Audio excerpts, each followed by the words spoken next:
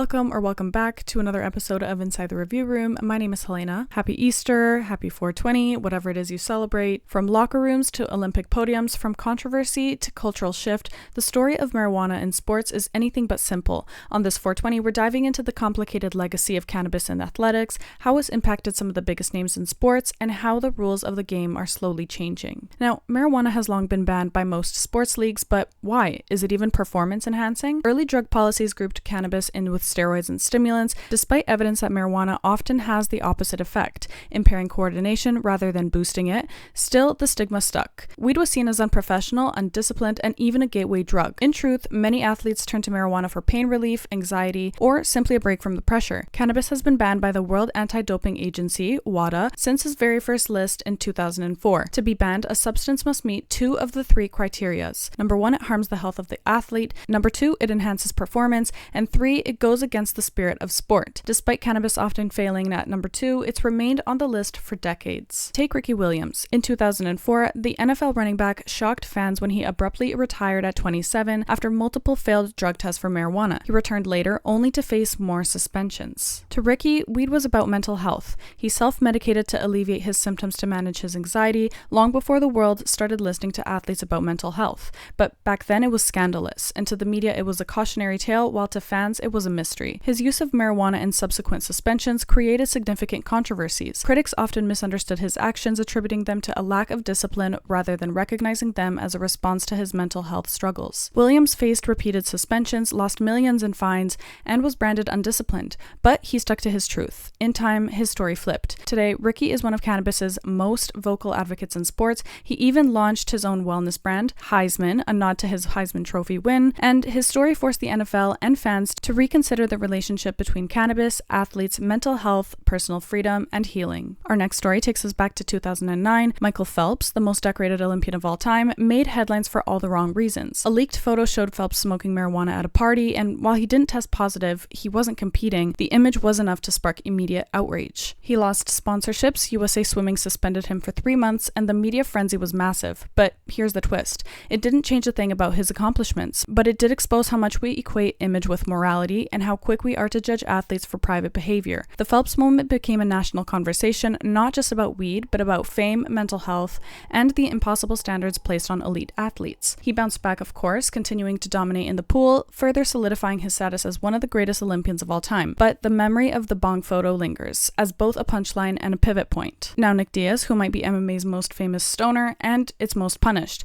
After his 2015 fight against Anderson Silva, Diaz tested positive for marijuana. Out of the 3 collected samples, only 1 was positive, but still the Nevada State Athletic Commission hit him with a 5-year suspension and a $165,000 fine. The backlash was swift and very widespread. Even fans who didn't follow MMA called it outrageous. Under pressure, the suspension was later reduced to 18 months and the fine to $100K. Still, though, it remains one of the harshest cannabis-related penalties in sports. But the fight with Silva, it was the last time fans saw Nick Diaz in the octagon. His case marked a turning point, raising serious questions about fairness, consistency, and whether rules were truly keeping up with the times. But, most importantly, KFC, UFC, THC... Laker than 5. Okay, moving on. Sha'carri Richardson blazed, no pun intended, through the Olympic trials, winning the 100-meter and capturing national attention. But days later, she tested positive for THC. She admitted to smoking weed in Oregon, where it was legal, as a way to cope with the sudden death of her mother. Still, rules were rules, and her victory was wiped. She was banned for 30 days, missing the Tokyo Games entirely. Even though her suspension technically ended during the Tokyo Games, US Athletics decided not to include her on the team. The decision sparked outrage, empathy, and global debate because was it drugs or a failure to show compassion? Richardson's story reopened to conversations about marijuana, mental health, and whether international sports policies reflect modern realities. Next, we have Allen Iverson. Never failed a drug test, but his name was often tied to marijuana in headlines and in courtrooms. In 1997,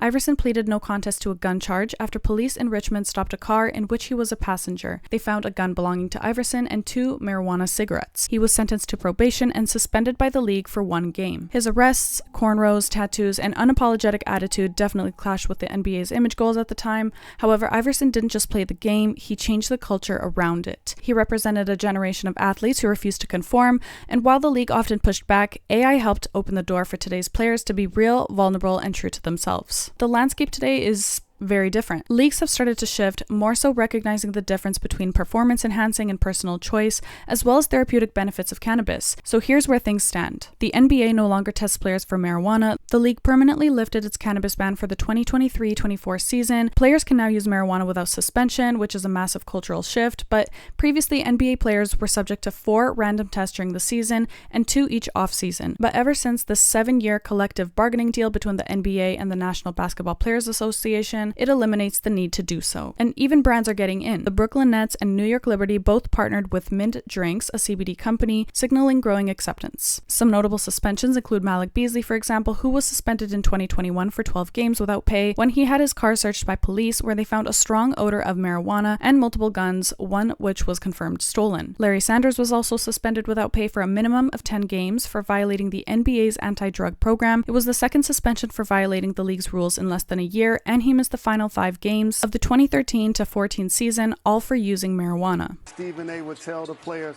to stay off the weed. Now it's legal.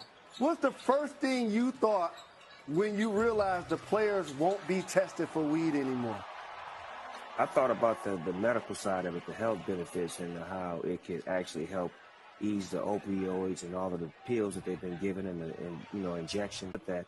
And now that the NBA is being lenient, just like the NHL and just like Major League Baseball, it's all the same thing. As long as it doesn't enhance your skills to make you play better or to give you an advantage, you should be able to treat yourself and to heal yourself. Whether it was the blunt stage or the joint stage, a joint or a blunt before the game. And when did you decide it's a blunt or a joint? Wiz Khalifa actually changed me from blunts. Again, I'm someone who, during my time, I prided myself on being really well in shape and never getting tired and always running. So I didn't realize how heavy blunts were on my chest until I switched over to joints. So did you smoke today? Yeah. And you're just fine? I'm actually high right now.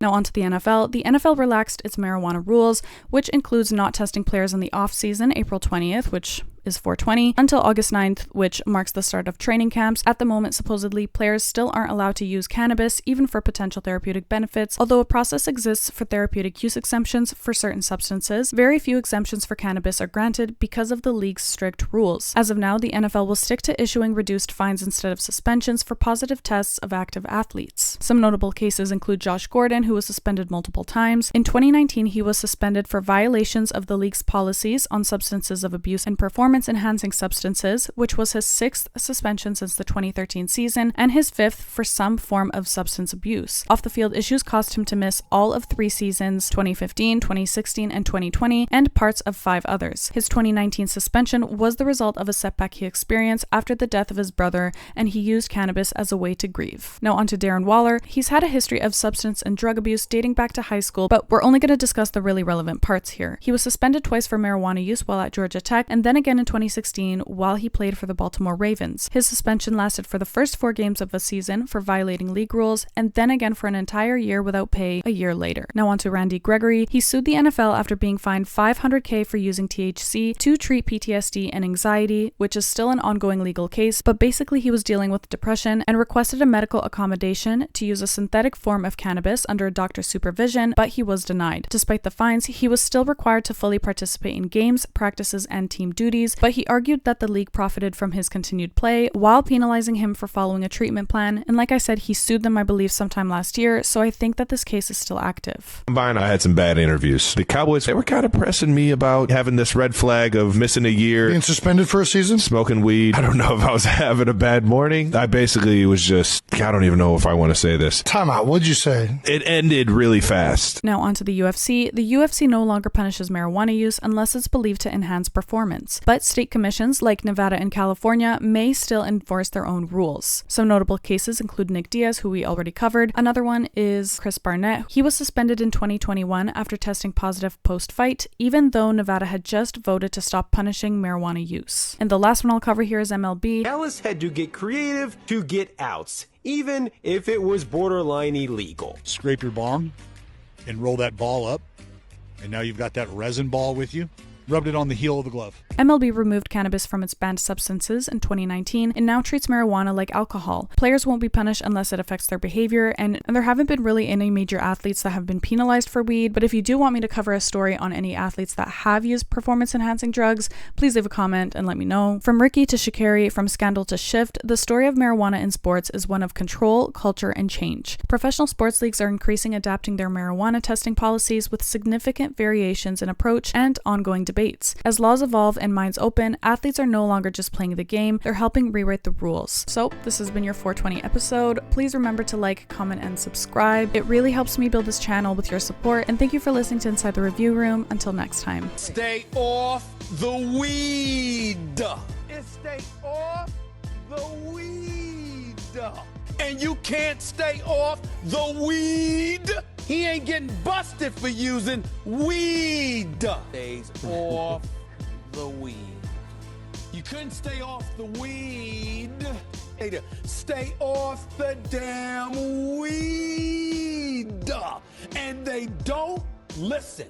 Stupid. Sit there and stay on the weed. What's next? I don't know. Codeine, weed, alcohol. What's next? Hey, yo, the mirror don't